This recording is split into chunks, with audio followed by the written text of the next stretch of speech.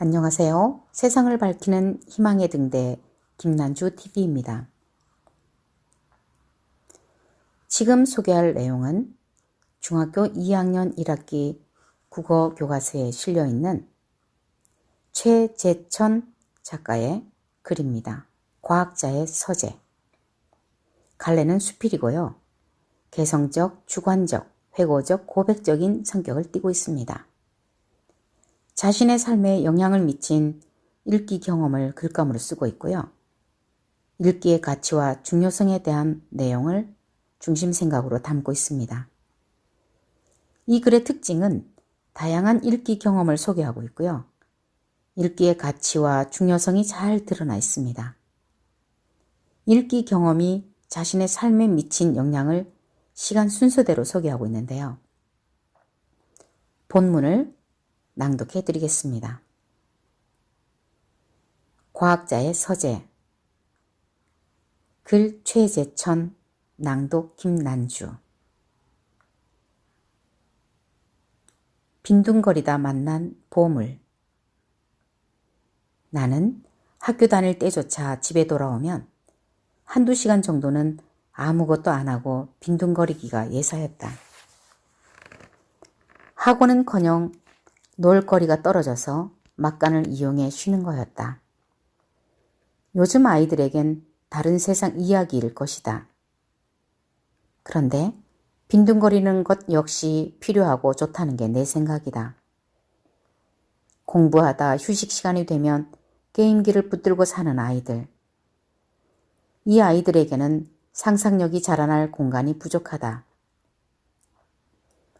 아무것도 하지 않고 시간 보내기를 못하는 요즘 아이들을 보면 매우 안타깝다. 아무것도 하지 않는 시간에 우리 영혼과 가슴은 새로운 것을 받아들이고 만들어낼 밭을 일구는 것인데 말이다. 우리 때는 정말 빈둥거릴 시간이 많았다. 공부하기 싫어했던 나 같은 아이에겐 더욱 그랬다. 수업이 끝나면 학교 운동장에서 공을 차거나 집에 가방을 냅다 던져놓고 골목길로 뛰어나가 딱지치기 따위를 하면서 놀았다. 그런데 그러고도 시간이 늘 남았다. 그때는 집 안에서 그저 빈둥거렸다. 그렇게 빈둥거리다 발견한 것이 백과사전이었다. 사실 나는 노는 데는 도 같았지만 타고난 독서광은 아니었다. 책이 읽고 싶어 여기저기 찾아다니지도 않았을 뿐더러 당신은 교과서 외에 읽을 만한 책도 그다지 없었다.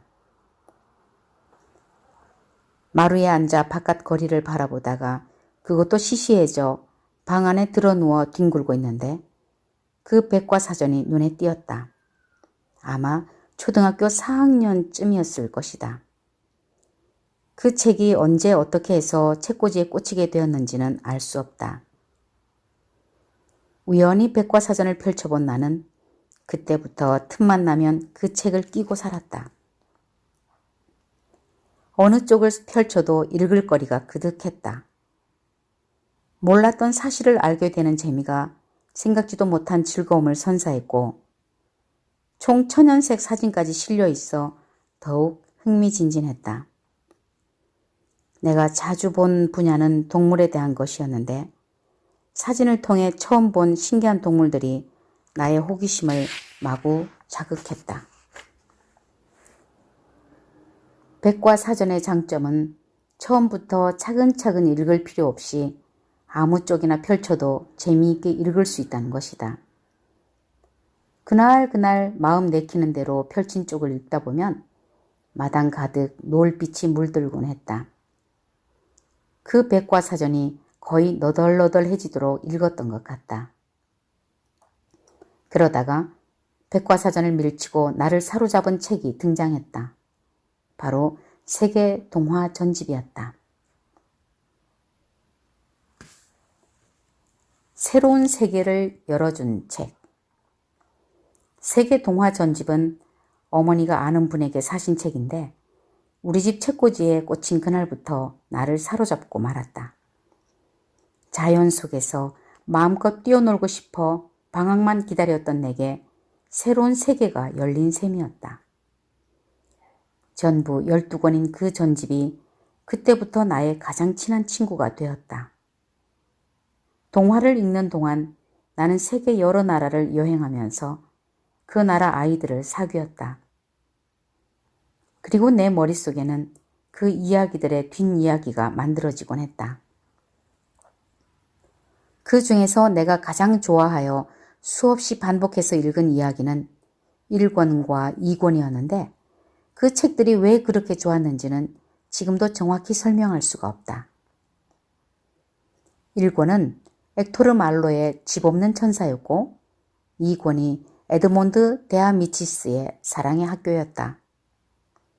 몇 해 전 누군가가 어렸을 때 가장 감명 깊게 읽은 동화가 무엇이냐고 물은 적이 있는데 이 2권 중에서 고민하다 결국 사랑의 학교라고 답했다. 그러곤 내친김에 서점에 들러 사랑의 학교를 사서 다시 읽었다. 읽는 내내 몇 번이나 눈시울을 붉혔고 끝내는 혼자 소리내어 흐느끼고 말았다. 이 책은 엘리코라는 주인공이 학교 생활에서 일어나는 여러 가지 사건을 관찰한 일기 형식의 글이다. 친구와의 우정, 선생님과 학생들 간의 두터운 정, 부모님의 깊은 사랑, 어려움을 극복해내는 의지, 바른 것을 지향하는 정의로운 마음 등이 이 책에 모두 들어있다. 이후 내가 나이를 먹고 살아가면서 나름대로 만들어온 원칙이나 삶을 대하는 자세도 은연중 사랑의 학교에서 영향을 받았음을 알게 되었다. 그 이야기들 속에 어떻게 다른 사람을 사랑하고 정의와 진실을 지켜나가는지가 들어있기 때문이리라.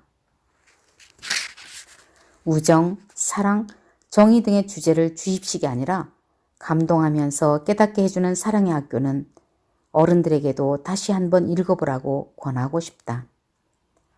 어렸을 때는 그 이야기를 무척 좋아하면서도 울었던 것 같지는 않은데 나의 역할과 위치가 달라져서 색다른 감동을 느끼게 되었나 보다.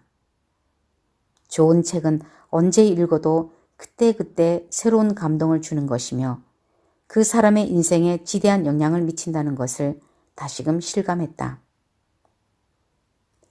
이 세계 동화 전집은 중학교에 진학하여 새로운 소설을 접하기 전까지 나의 세계였다. 수없이 읽고 또 읽었다. 그 이야기들의 주인공이 되어 많은 경험을 하면서 생각 주머니를 키워갔다. 세계 동화 전집을 만나기 전에 나와 만난 후에 나는 달라졌다. 간단히 말하면 그 전까지 없었던 사유의 세계가 만들어지고 상상력의 범위가 넓어졌다고 할까? 동화 전집을 읽기 전에는 집에서든 시골에 가서든 밤 늦게까지 무조건 뛰어놀기만 했다. 특히 시골에 가면 고삐 풀린 망아지처럼 안 다니는 곳이 없을 정도로 천방지축 쏘다니며 놀았다. 벌레도 잡고 물고기도 잡으며 눈만 뜨면 싸돌아다니느라 방학이 끝나면 온통 새까맣게 타 있곤 했다. 생각하기보다는 마냥 몸으로 논 것이다. 그런데 세계 동화 전집을 읽고 난 후에는 세상과 자연을 대하는 태도부터 달라졌고 당연히 행동에도 변화가 생겼다. 학교 생활을 할 때는 물론이고 뛰놀 곳 천지인 시골에서도 혼자 가만히 있는 시간을 스스로 만들기 시작했다. 산을 올라가 무덤 앞에 앉아 한참 생각에 잠기기도 하고 작은 공책을 들고 가서 무언가를 쓰기도 했다.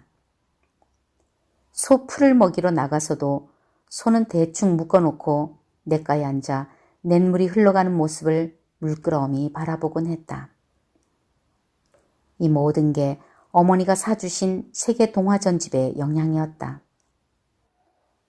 초등학교 고학년이 되면 모두 성장의 시기를 겪게 마련인데 나는 동화 덕분에 다른 아이들보다 성숙해지면서 나만의 특별한 색깔을 만들어간 것 같다. 또래들보다 생각의 폭이 넓어지고 깊이가 깊어진 것도 창의적으로 사고할 수 있는 밑바탕과 시인을 꿈꾸는 감성이 만들어진 것도 그 책들 덕분이었다. 생각의 무대가 세계로 넓어졌어. 시인이 되고 싶으면서도 이상하게 나는 시보다 소설을 더 많이 읽었다. 고등학교에 갓 입학해서는 어머니께 노벨 문학상 수상 작가들의 문학 전집을 사달라고 졸랐다. 집안 사정을 잘 알면서도 어머니를 졸일 만큼 그 전집이 무척 갖고 싶었다. 문학 부문에서 세계 최고의 권위를 자랑하는 노벨 문학상은 도대체 어떤 작품들이 타는 것인지 궁금했다. 시인을 꿈꾸는 소년으로서 너무나도 당연한 궁금증 아니겠는가? 어머니는 내 청을 들어주셨다. 노벨상 문학 전집이라고 책등에 인쇄되어 있는 책들이 내 책장에 나란히 꽂혀 있는 것만 봐도 가슴이 벅찼다. 노벨 문학상 전집을 읽으면서 우리나라 작품과는 또 다른 새로운 맛을 느낄 수 있었다. 배경이나 인물들의 성격, 사회적 상황, 문화 등이 달랐기 때문에 문학적 감수성을 키우는 것 외에 지적인 호기심도 채울 수 있었다. 노벨 문학상 작품들은 내게 또 다른 세계를 열어주었다.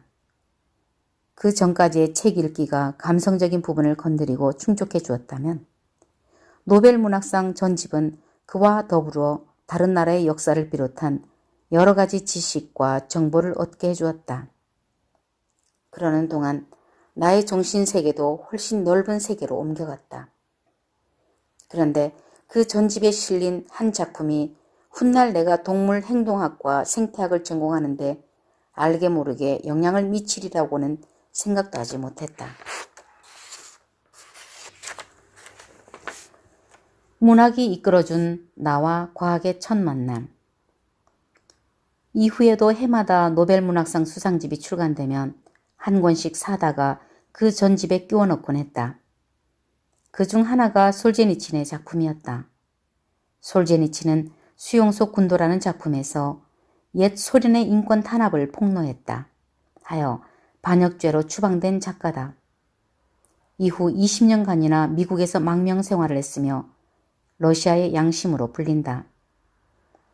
그는 1970년에 이반 데니소비치의 하루, 안병동 등으로 노벨 문학상을 받았다. 그의 작품을 읽는 내내 러시아의 침울한 분위기가 느껴졌다. 그런데 정작 내 관심을 끈 것은 소설보다 책 뒷부분에 실린 모닥불과 개미라는 수필이었다.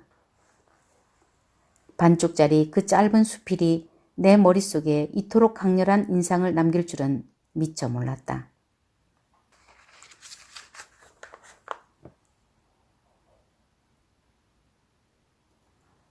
활활 타오르는 모닥불 속에 썩은 통나무 한 개비를 집어던졌다.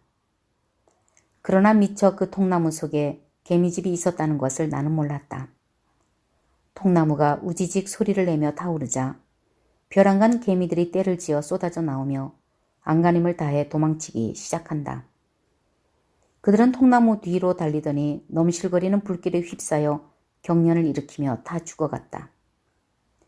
나는 황급히 통나무를 낚아채서 모닥불 밖으로 내던졌다.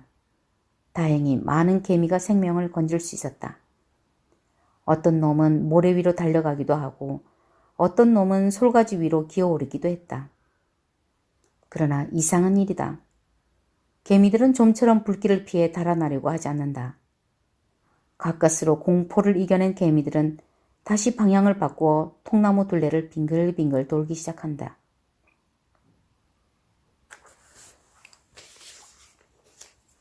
NG. 가까스로 공포를 이겨낸 개미들은 다시 방향을 바꾸어 통나무 둘레를 빙글빙글 돌기 시작했다. 그 어떤 힘이 그들을 내버린 고향으로 돌아오게 한 것일까? 개미들은 통나무 주위에 몰려들기 시작했다. 그러곤 그 많은 개미가 통나무를 붙잡고 바동거리며 그대로 죽어가는 것이었다. 동물학자가 된 이후에야 비로소 이해하게 되었지만 당시에는 나도 솔제니친과 마찬가지로 개미들이 왜 그렇게 행동하는지 정말 궁금했다. 생물학자가 아니라 문학가인 솔제니치는 그 상황을 과학적으로 설명하지 못하고 철학적으로 받아들인 듯하다. 당시의 나 역시 개미의 행동을 설명할 길이 없었으나 그 작품은 묘하게도 머릿속에 깊이 박혔다. 그러다가 훗날 미국 유학을 가서 꽂혀버린 학문. 사회생물학을 접했을 때 순간적으로 솔제니친의 그 수필이 생각났다. 그간 수많은 문학 작품을 읽고 고독을 즐기는 속에서 점점 더 많은 삶의 수수께끼들을 껴안고 살았는데 사회생물학이라는 학문이 그것들을 가지런히 정리해서 대답해 주었다. 모닥불과 개미 속의 개미도 내가 가지고 있던 수수께끼 중 하나였다. 그 개미들을 이해하게 된 순간 나는 이 학문을 평생 공부하겠다고 결정했다. 사회생물학에서 가장 중요한 질문은 이타주의다. 왜 인간을 포함한 어떤 동물에서는 남을 돕는 행동이 진화했을까? 사실 굉장히 어려운 문제다. 자기가 손해보고 자신을 희생하는 것이 어떻게 일반화될 수 있는지 이성적으로 해답을 찾기 힘든 문제다. 하지만 실제로 우리 인간 사회에도 있고 동물 세계에도 이러한 이타주의가 존재한다. 나는 사회생물학을 공부하면서 개미로부터 이타주의를 발견하게 되었다. 내용은 여기까지입니다.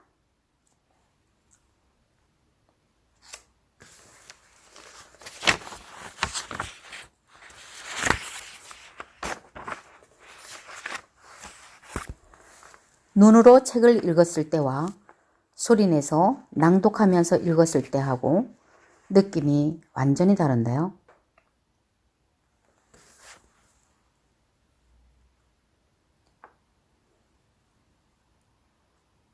최재천 작가는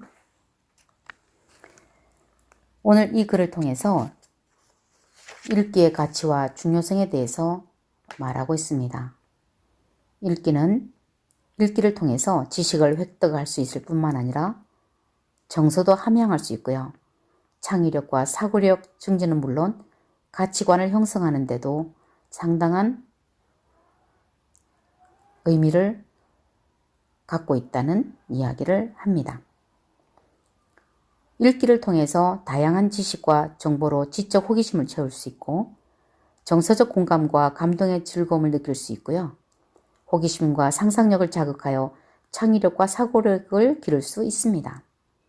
바람직한 정서와 올바른 가치관을 지니는 데 도움을 주는 것이 바로 읽기, 즉 독서죠.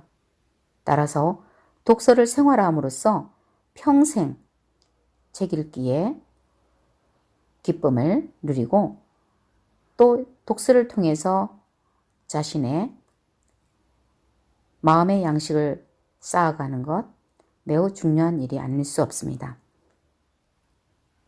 따라서 자신의 읽기 생활을 성찰하면서 난 평소 어떤 태도로 책을 읽는지 또 어떤 방식으로 책을 읽는지 살펴보시고요. 그리고 나의 독서량은 얼마인지 내가 독서를 하는 데 있어서 방해하는 것은 무엇인지 여러분만의 독서 환경을 만들어 놓고 꾸준한 독서를 해나간다면 여러분도 과학자의 서재라는 제목의 글을 쓴 최재천 작가 못지않은 훌륭한 인물이 될 것이라고 확신합니다. 좋은 읽기 방법은요. 독서 계획을 세워서 독서를 하는 것이 좋습니다. 여러 분야의 글을 찾아 골고루 읽는 것도 좋고요. 그리고 매월 또는 매년 자신이 관심 있어 하는 분야를 정해서 그 분야에 깊이 있는 전문성 있는 독서를 하는 것도 좋겠다 싶습니다. 독서의 목적이나 글의 종류에 따라 읽기 방법은 다른데요. 시를 읽을 때와 소설을 읽을 때 그리고 자신의 주장이나 설명하는 내용을 읽을 때 또 시나리오 대본을 읽을 때 다르겠죠? 그래서 글의 종류에 따른 읽기 방법에 대한 학습도 해두면 좋겠습니다. 권위 있는 기관이나 전문가들이 추천하는 양질의 독서 자료를 중심으로 책을 읽는 것도 좋겠다. 좋은 읽기의 방법에 대해서도 말씀드렸습니다. 오늘은 여기까지입니다. 좋은 날 되세요.